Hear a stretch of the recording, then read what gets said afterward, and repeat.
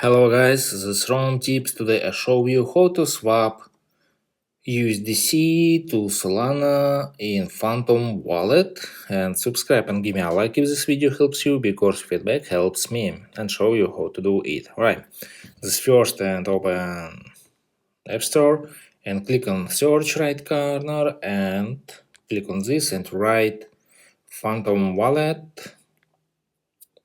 Okay, and Phantom crypto wallet, click on this and check developer Phantom technology, right?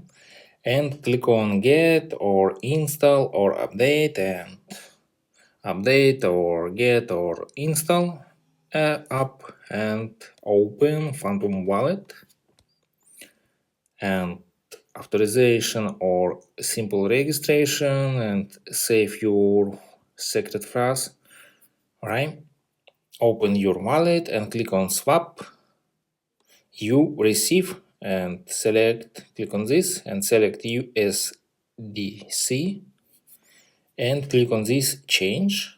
All right, and click on this, you pay right amount and you receive on this and click on swap.